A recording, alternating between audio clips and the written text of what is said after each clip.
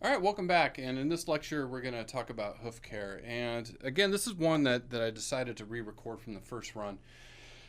Really, when I initially did this, I didn't intend to teach people how to trim a horse's foot. I just wanted to review it because it's such a critical part of their health.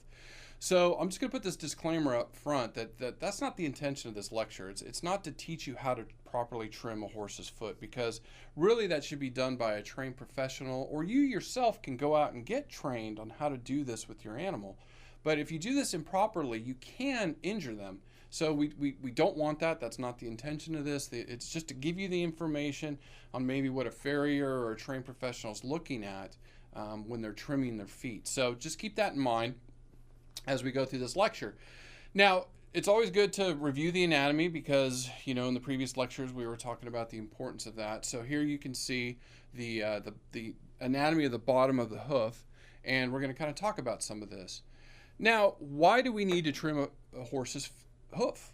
What's going on? And really, we took these animals from the wild where they would be out, naturally wearing down their hooves. Their hooves would be adjusting to the environment that they're in, and they would get natural wear and tear. But as soon as we put them in pastures or stalls or paddocks, we've taken away that opportunity for them to wear down their hooves. So, that's why we have to take care of their feet. Now, this image on the right, you can see that is a severely neglected animal. I only put this in here to show you, how the hoof grows and what happens if we don't take care of them. So, yeah, a little shock value, I apologize. But again, that's why it's so important, and we really, really need to take care of these animals.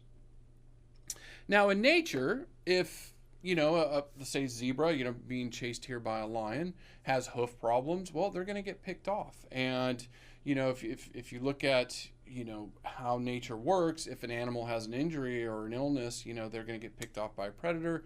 Those genetics generally won't be passed on, to the future. So horses that are in the wild or are wild equids tend to have strong feet. They've kind of evolved that way.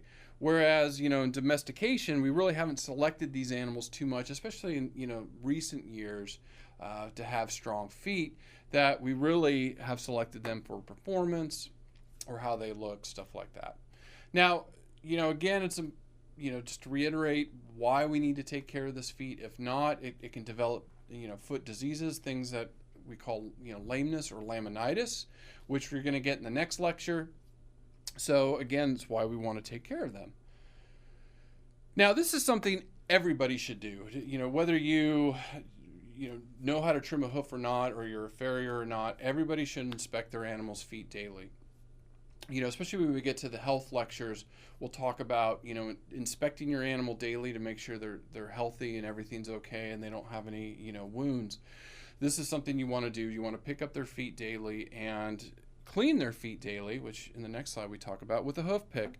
So most, anybody, and if you need, someone to show you how to do this, it's relatively simple to get a hoof pick. You probably do need to know how to, properly restrain a horse, and then also how to pick their feet up safely. So you definitely want somebody to show you how to do that. But once you do, and you know how to hold their feet, when you're picking their feet, you always want to start at the heel and work towards the toe. And the reason we do that is you don't want this hoof pick driving into the soft tissue of the frog, which you've gotten in the previous lectures. The frog has high moisture content, so you actually can injure them or injure the frog. So you always want to start at the heel and work towards the toe, and you just want to clean that debris out to keep the hoof healthy. Now, getting into hoof trimming, again, that disclaimer that you really only want to do this if you're a trained professional. But you want your horse to get their feet trimmed about every 6 to 8 weeks. If you remember the previous lecture, the hoof's growing about half an inch a month, so it grows relatively quickly, kind of like our fingernails or toenails. So you want someone to come out and take care of their feet. Now, that's going to vary, obviously, on all those things we talked about, environment and how they're being used. But, you definitely want them to come out and look. Now, I put this image in here. This is, again, a neglected animal, but just to show you that the toe does grow faster than the heel. I mean, that's a really, really overgrown toe on that poor animal. But just to kind of get that image burned in your mind that the toe does grow faster with that. And then also another note, again with that frog, we want to be really careful around the frog because it's that softer tissue. So if you cut too much of the frog or trim too much of the frog, it can injure them and lead to further problems. So anytime you're working with the frog, you just want to be careful.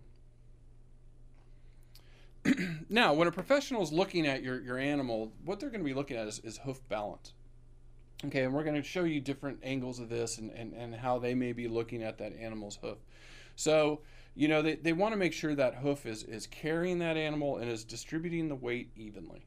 Okay, if not, then that can actually lead to not only foot lameness, but other issues too with muscles and joints and stuff like that. So you want to make sure their health really kind of begins at the feet, and we want to make sure that it's properly balanced. Okay, and so to continue this hoof balance, I found this from this wonderful website talking about heel-toe issues, with conformation. So just to show you, this image on the left says it has a heel issue. So what that means is we really got to kind of trim some of the heel that would carry this foot a little bit forward. Now this second image right here has a toe issue. So to bring that back in line, you want to probably trim some of the toe, and that would bring it back there, because really what we want is them standing square on top of that hoof. So again, it would take a trained professional looking at your animal to see that. Now, also when they're trimming their feet, they want to look at it from the side. So you can see here, with these three images, the first one on the left is called broken back. So we always like to look at the pastern, the angle of the pastern and the hoof. So here's ideal, it's almost a straight line, and then here you can see the angle with the pastern, and that's called broken forward. So what we need to do is trim either some of the toe or the heel to bring that back in line. Now, starting with the front one, we would want to trim off some of that toe, and that would actually rotate this back a little bit to bring it into the ideal position. In the broken forward, we would trim off a little bit of the heel, and that would drop the foot to bring it in line with the pastern angle. But again, a trained professional, that's what they're looking for, and that's probably what they're doing with it. Now in this image you can see a hoof that is improper, or this is a neglected animal, and then this is the proper shape of the hoof that we're looking for. So I think this image kind of shows you what we're trying to get. Now if you came across an animal that was this overgrown, you would not want to trim it to this. Again, you want a farrier or professional to do this, because especially an animal that has an overgrown hoof, if you just all of a sudden get it back into what it should look like perfect, it could cause issues and some soreness and stuff like that. So again, a trained professional is somebody that can do that. Now, just to give you a couple examples, again, I wanted to show you this one. So if you look at the pastern angle and then the hoof angle, so if you ask yourself, would I need to remove some of the toe, or would I need to remove some of the heel to bring that back in line? So let's say we remove some of the heel. What would that do? Okay, so if we trimmed it down here, what that would do is drop the hoof and would bring this angle up.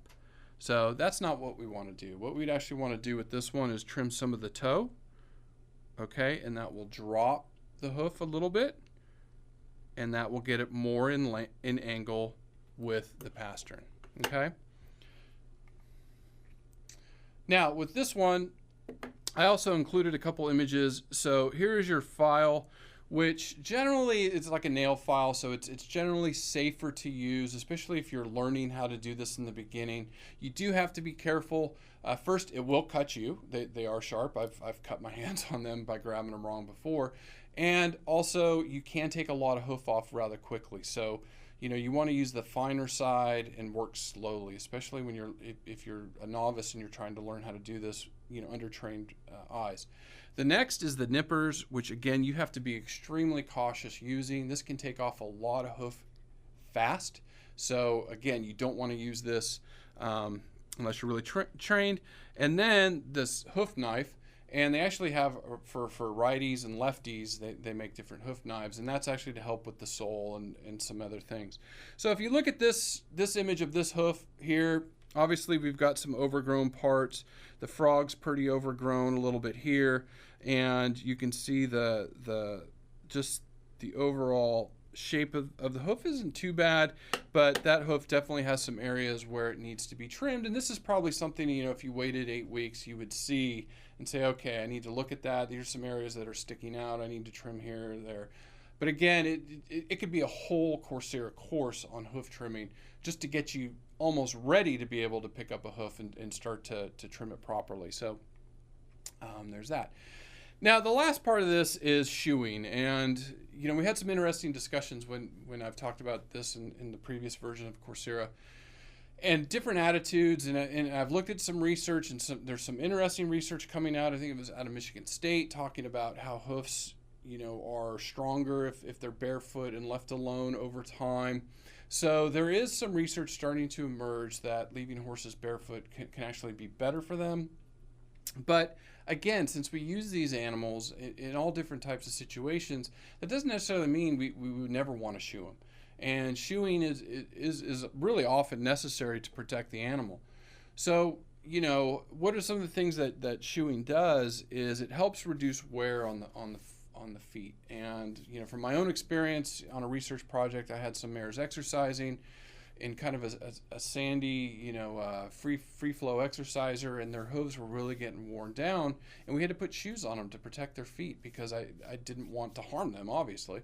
So, you know, that is one area where, you know, if you notice the use of the animal and they're really starting to get, you know, thin hooves and low, you definitely want to put shoes on them. Now, for some of these animals that are actually ridden on asphalt or concrete, you know, for their work, you know, like police horses, oftentimes they're going to need shoes, which is going to help traction. There's also rubber shoes that help cushion these animals a little bit. And then obviously anytime a trained professional or a farrier says, hey, we need some corrective shoeing to help your animal, or a veterinarian recommends that, obviously you're going to need to put shoes on them. So sometimes we do need it, and it's really just up to your individual situation. So, you know, again, based on your chosen activity, and I would say if your animal's kept in pasture and that's their life, they're not being ridden really all that much, or they're not out on hard surfaces, stuff like that, will you need shoes? Probably not. I mean, you're not going to need them out there, but you still need to check your animal's feet. They still need to be cleaned daily, and they still need their hooves trimmed. So don't forget that. Just because they're on pasture doesn't mean you forget about them. You have to really take care of them. Now, if you're out competing, out riding a lot, yeah, most likely yes, because again, like I said in my own personal experience, you know, these animals, constant wear on their feet, going over hard surfaces, they're getting that wear and tear. So shoes will help protect them. But best advice, like always, is talk to a professional, talk to your farrier, have them look at your animal, talk to them about what you're doing, and they'll give you the best advice. All right, so that's it. So what's next? Next is, you know, obviously not a very fun topic, but very, very important, and that's laminitis. So I'll see you then.